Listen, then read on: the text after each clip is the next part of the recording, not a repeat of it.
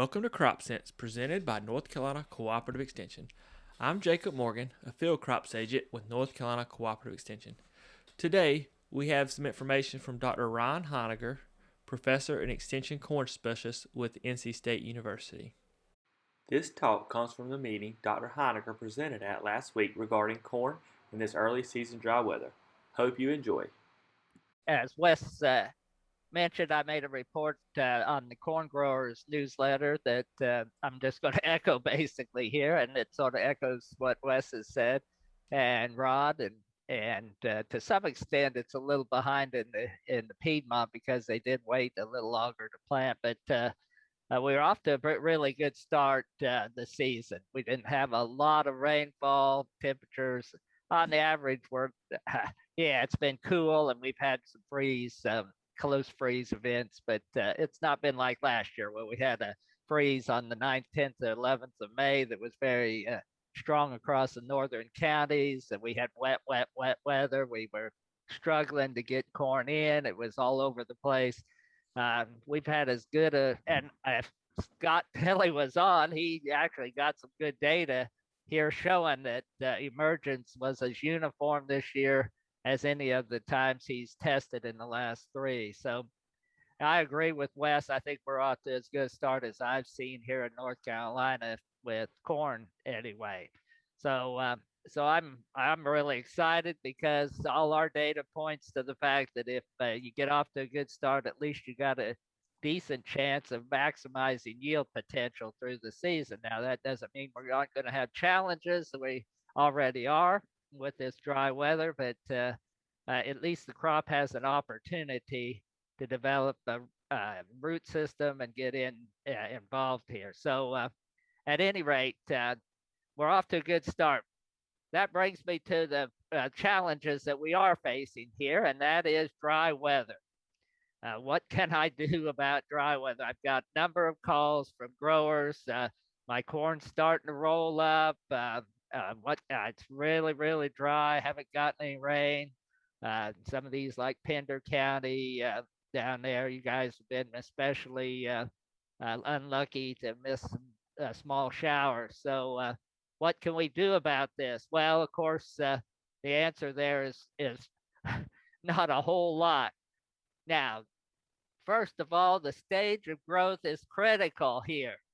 That's why I recommended during the winter season not to get in a huge hurry planting, because the farther along the corn is, the more impact dry weather has.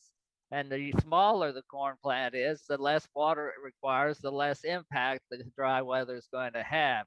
So if you've got corn that's V5 to V7, what it's doing right now is it's finishing, it's going through that differentiation. It's going from producing leaf area to producing the flower, the ear, and the tassel. And that's where we talk about making a number of rows around the kernel. So what this drier weather is having an impact on primarily here at V5 to V7 is it's going to shorten up the internodes, and it's going to start to impact how many kernels. Now, how does it impact that? It impacts that by reducing photosynthesis. So until we get leaf roll, we're not hurting this corn. And I see a number of guys as I've driven here. A little gas, by the way, we ought to have a gas report to see whether I can get any place now. But as I've driven around, well, I've noticed some guys turning on these irrigation rigs, and because they think it's too dry. Well, I wouldn't do that until I start to see some leaf roll on some of this corn, because you can quickly. You don't need a lot of water. So it doesn't mean you need to lead this crop in. You can wait to start to see some stress here for these guys with some irrigation. Why am I not happy about them turning it on too soon? Because as long as you're not getting leaf roll, what the corn is doing is putting roots down. That's the good stuff from our probes last year, is they proved definitively when it turns dry, corn roots start growing quicker. And so what's happening right now is we're getting roots moving down through the soil at a higher rate. So I want that to happen. That's a good thing. That's an impact of this drier weather. As long as these leaves aren't rolling, why I don't want to make that corn get its water from the top. I want it to grow roots a little deeper. Well, I'll talk about that a little more in a second here. So V5 to V7, as long as we're not getting leaf roll, we're growing roots, we're okay. But the moment we get leaf roll, now we're starting to impact the photosynthesis and we're starting to impact. First thing it's going to impact is height, the plant height, internode length, and then as that leaf roll continues, if you look at the irrigation guide that I have, it takes about 20 days of leaf roll before it has a significant impact on yield. So that's how long it takes some time for this to impact these smaller plants as far as yield potential. So I'm not overly concerned. Now, the reason I'm so a little bit happier right now is temperatures were cooler. But if we start getting days up in the 90s and over 90s and this dry, now we got trouble, big trouble, because we'll start to reach leaf temperatures of 95, 100, and we'll start to see leaf browning. And now we got permanent leaf loss. So that's the danger that looms on this horizon here. It's not leaf roll right now, although we're having a little impact on plant height. It's going to be as if these temperatures increase, then we're going to have growers with some burning, and that yeah. How do I stop that? I have no clue. You run out there with some air conditioners. There's nothing we can do about that, but we can advise them that they're not getting hurt right now. That we can wait on the rain. Yes, we're all concerned about it, but as long as we keep these temperatures, but the moment those temperatures go up, then we got to tell these growers we got problems. We're going to hurt this crop. So that's what B5, B7. Now, if it's smaller than that, B2 or B3, it's not requiring very much water. It can tolerate a little more heat, so it's a little better position for a longer stretch of dry weather. So we're making roots right now. Now, let me turn to that topic there. Is there anything I can do? And that's a question I get. Anything I can do to grow these roots or improve root mass penetration? Well, there's not a whole lot. You can go ahead. The key is nutrition. As long as the corn is getting plenty of NP and K, it's going to be fine as far as growing tissue.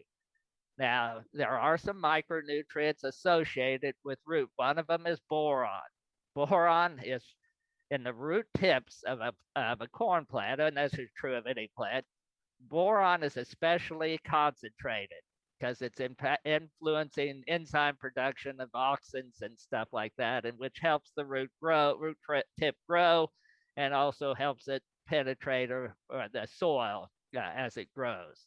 So an application of boron, some growers are doing that today.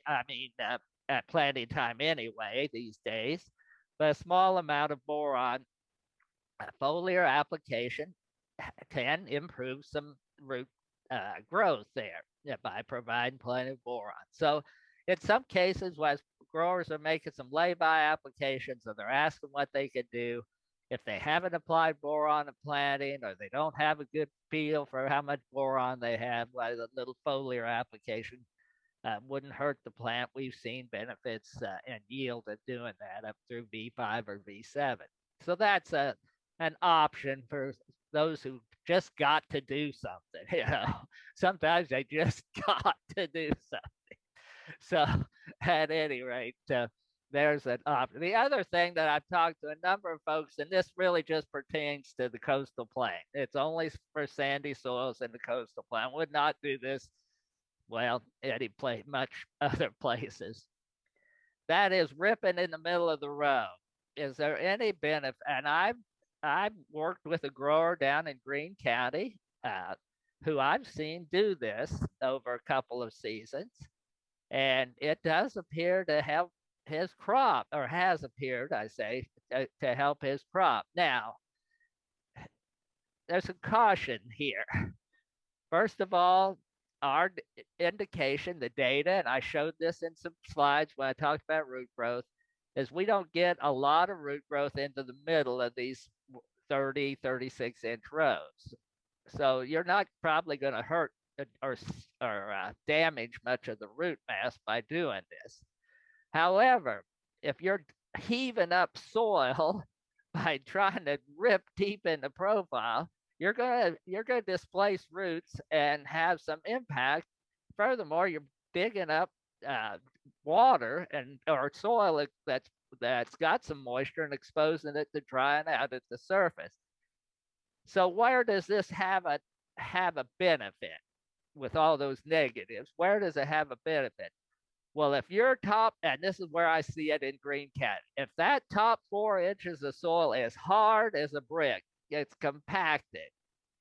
And we're getting these little, and we've had them here last week, at least across some of the state, these little 1/4 inch, 1/2 inch rainfall events, and your soil is compacted like that.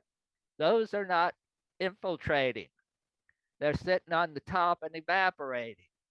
So by breaking up, and we used to do this with a cultivator when we used to cultivate corn, you're breaking up that compaction there by ripping in the middle of the row. Now, obviously, you're not wanting to rip very deep to do that, which is good. But you're just ripping enough to break up that surface, hard surface, and allow a little infiltration of small rainfall events.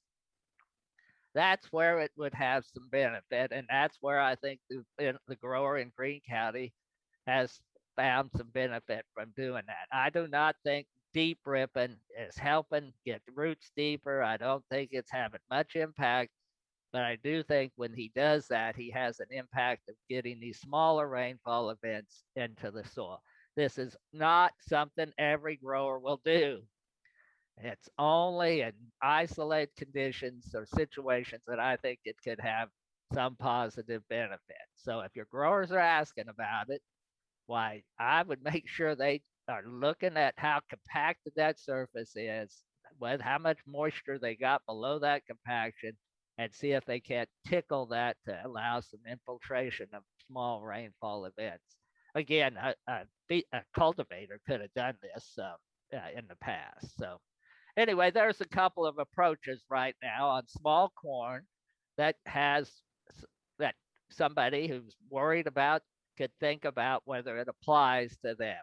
In the most cases, we're just going to have to sit tight, understand where the problems are going to be as far as the impact on the yield potential of the crop, and go to church, whatever you have to do. Yeah. So that's where we are right now, understanding the impact on the crop, and for certain growers, they might have some benefit. So with that, that's the comments that I have. Once again, that's comments from Dr. Ron Heiniger regarding our corn situation, dry weather on small corn, and maybe a couple strategies you can implement on your farm. And if you like this podcast, please subscribe and leave a 5-star review. And as always, thanks for listening to Crop Sense, because if it isn't making money, it isn't making sense.